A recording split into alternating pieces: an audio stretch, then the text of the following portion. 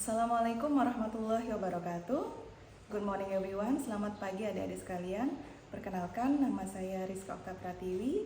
Kalian bisa memanggil saya dan Kak Rizka. How are you today? Bagaimana kabar kalian hari ini? Semoga semua dalam keadaan sehat walafiat. Sebelum kita mulai pembelajaran kita pada pagi hari ini, marilah kita berdoa berdasarkan agama dan kepercayaan masing-masing agar diberikan kemudahan dan kelancaran. Berdoa dimulai. Amin. Jadi pagi hari ini adik-adik kita akan membahas dan berdiskusi terkait dengan soal-soal literasi bahasa Inggris yang sering kalian temukan pada soal UTBK. Sudah siapkah alat-alat tulisnya, bukunya? Kalau sudah, mari kita mulai. Nah, sudah dapat semua ya lembaran soalnya? Ketika kita ingin menjawab soal dengan teks yang panjang, maka kita langsung menuju ke soalnya.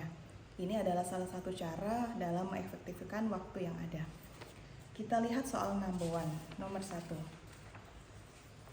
Which of the following is the best synthesis of the two texts? Yang mana di bawah ini yang paling baik mensintesis atau menggabungkan dua teks? Jadi kita tahu bahwa pada soal ini ada dua teks ya, teks 1 and teks 2. Nah, jadi kita mencari pernyataan atau kalimat mana yang paling baik dalam menyimpulkan atau menggabungkan tema dari dua teks ini. Nah, caranya bagaimana? Nah, kita tahu bahwa ada dua jenis teknik dalam membaca cepat adik-adik, yaitu yang pertama scanning, yang kedua skimming.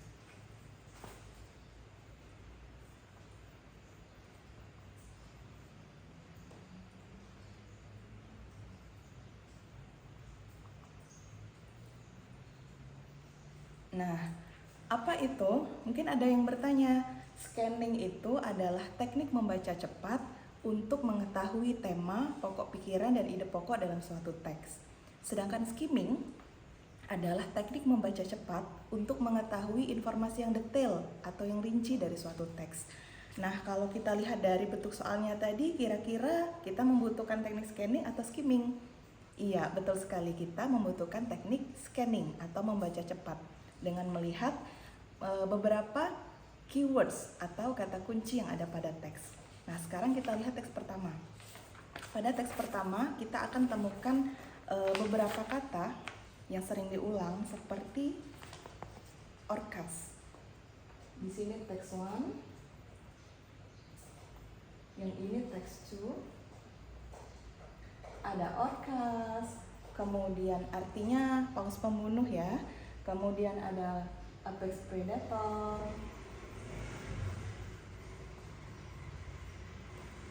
Jadi kata-kata kunci ini juga bisa menjadi clue atau petunjuk tentang apa teks tersebut tanpa membaca keseluruhan teks. Kemudian ada sea, ocean. Kemudian ada intelligence. Kemudian ada hunting. Nah, ini untuk teks yang pertama ya adik-adik. Orcas, paus pembunuh. Kemudian apex predator, predator puncak. Sea, laut, ocean, laut. Intelligence, kecerdasan, hunting, berburu. Nah, bagaimana dengan teks yang kedua? Teks yang kedua kita cari ada kata misalnya octopus. Kemudian ada kata hiding, blending. Kemudian ada kata vanishing. Kemudian ada kata camouflage. Kemudian ada creativity. Nah, creativity.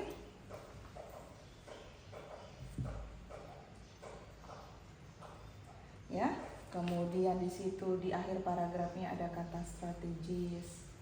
Nah, setelah kita mencatat dan mengetahui banyak keywords atau kata-kata yang ada pada teks, di sini kita bisa menyimpulkan bahwa pada teks pertama itu banyak sekali membahas tentang orcas, tentang paus pembunuh, dan apa yang dilakukan orcas itu di lautan untuk bertahan hidup. Sedangkan pada teks yang kedua kita bisa tahu bahwa banyak sekali membahas tentang oktopus, yaitu gurita, kemudian ada hiding, bersembunyi, blending, menyatu, vanishing, menghilang, seperti itu.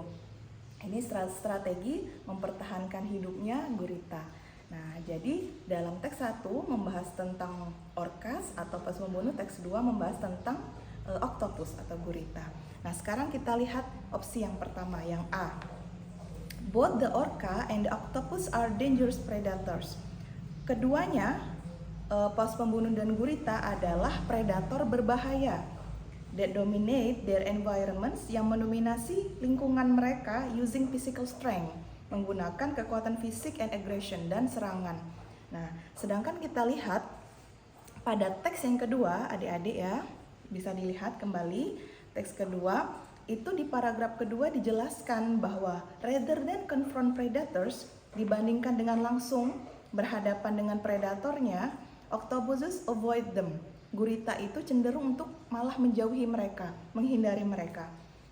Their intelligence, kecerdasan mereka, manifest in escape strategies, termanifestasi dalam strategi menyelamatkan diri, puzzle solving, memecahkan masalah, and even mimicry, bahkan mimicry.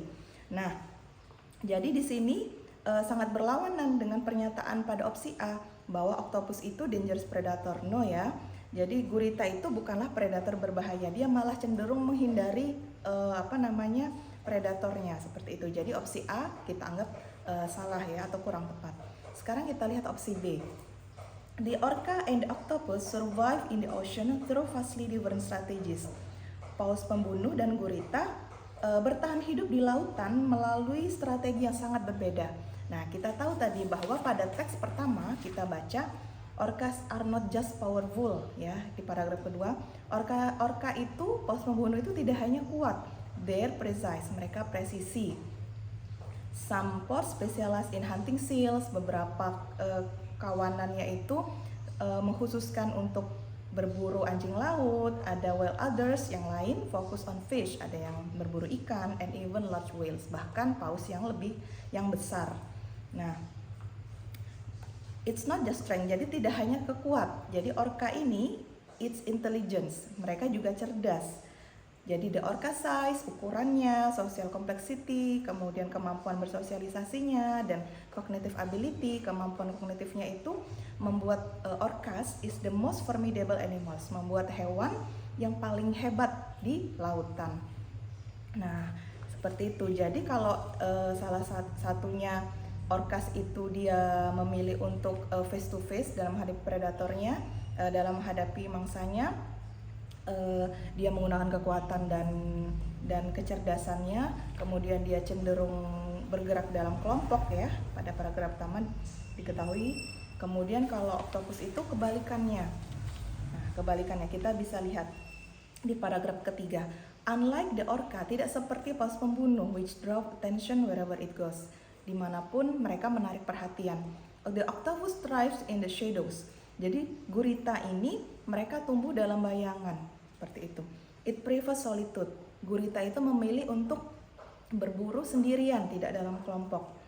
Agility over force ya. Jadi mereka itu lincah dibandingkan harus menggunakan kekuatan. And deception over confrontation.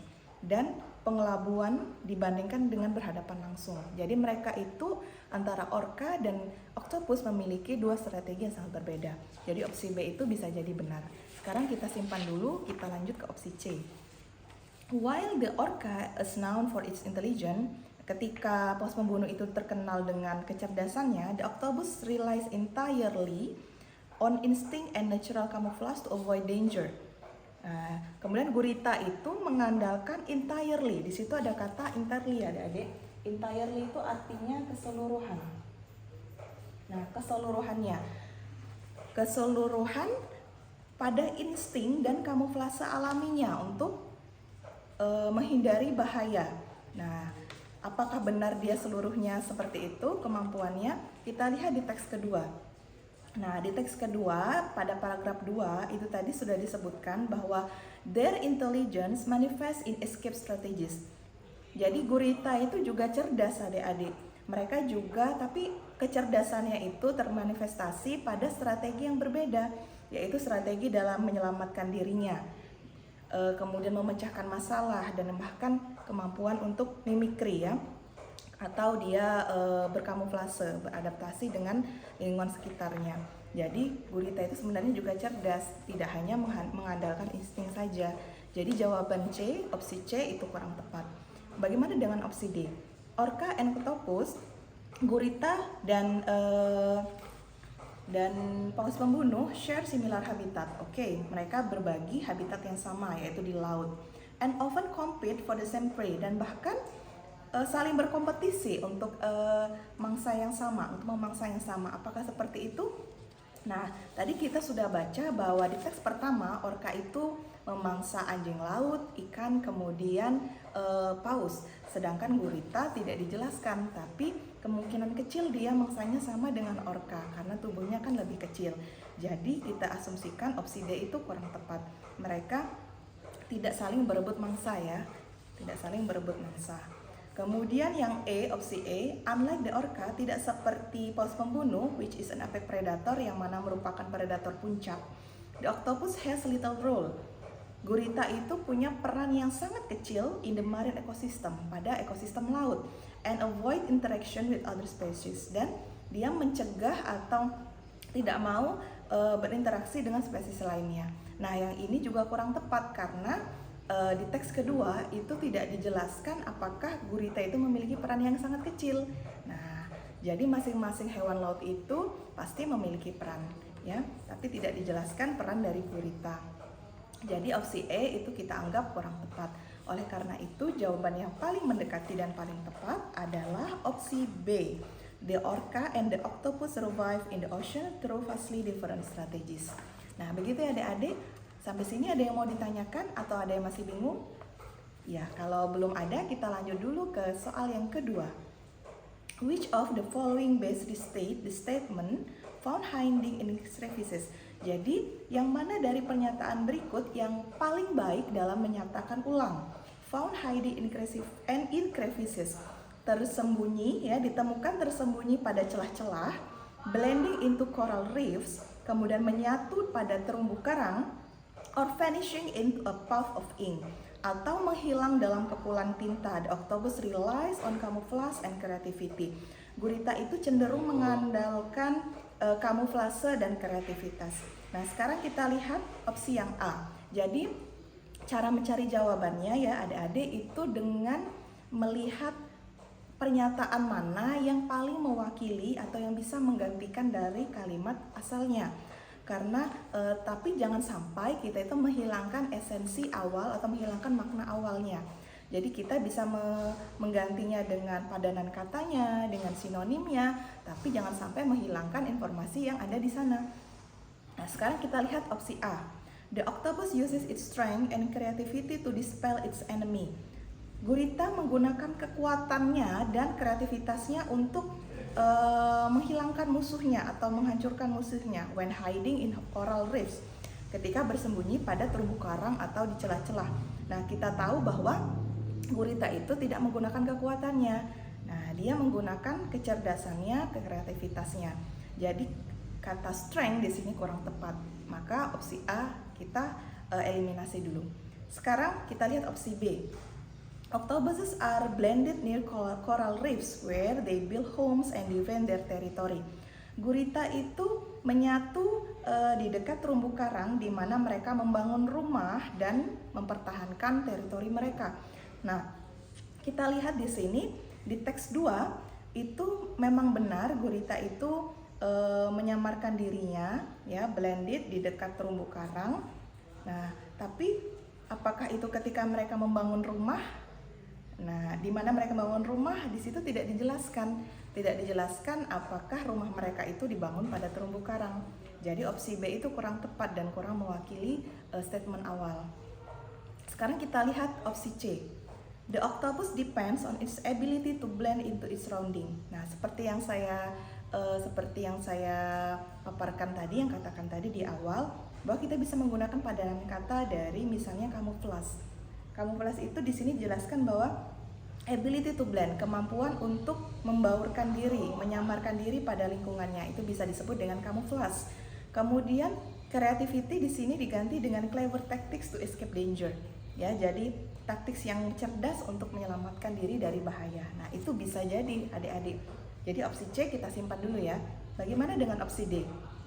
Octopuses survive not only by hiding in small spaces of coral reef but also in a puff of ink. Gurita bertahan hidup tidak hanya dengan bersembunyi di celah kecil seperti terumbu karang, tapi juga kepulan tinta. Pernyataan ini benar, tapi kurang mewakili dari pernyataan awal, ya, karena di sana dijelaskan tentang camouflage, creativity, vanishing into a puff or ink, ya, dan sebagainya. Kemudian opsi D, octopuses survive on only, oke, sudah. Opsi A, the octopus uses bright colors and loud noises to scare off predators when hiding in the ocean. Gurita menggunakan warna yang terang dan suara yang kuat untuk menakuti predator ketika bersembunyi di lautan. Nah, pada teks itu tidak disebutkan apakah gurita itu memiliki warna yang terang dan suara yang kuat. Jadi opsi A kita eliminasi. Nah, jadi adik-adik, opsi yang paling tepat dan paling mendekati adalah opsi yang C. The octopus depends on its ability to blend into its surroundings and use clever tactics to escape danger. Nah, bagaimana adik-adik? Sampai sini tidak bingung kan? Ya, harapannya adik-adik selalu meningkatkan kosakata dan vocabulary dalam memahami teks dengan banyak cara. Bisa dengan mendengarkan banyak lagu, mendengarkan banyak film berbahasa Inggris, dengan melihat subtitlenya, kemudian dengan membaca berita-berita bahasa Inggris di kancah internasional dan sebagainya. Jadi tetap semangat, jangan pantang menyerah ya. Nah, jadi kita Kak Ariska ingatkan kembali dalam membaca teks yang panjang. Yang pertama, kita baca dulu soalnya, baru kita tahu mau mencari apa. Yang kedua tadi, kita gunakan di antara dua teknik tadi, apakah kita menggunakan scanning, apakah menggunakan skimming. Baru kita lihat dengan kebutuhan soalnya. Nah, seperti itu ya adik-adik. Jangan lupa untuk terus belajar, berdoa, dan terus menambah vocabulary-nya setiap hari. Sampai sini Kak Rizka akhiri. Assalamualaikum warahmatullahi wabarakatuh. And see you.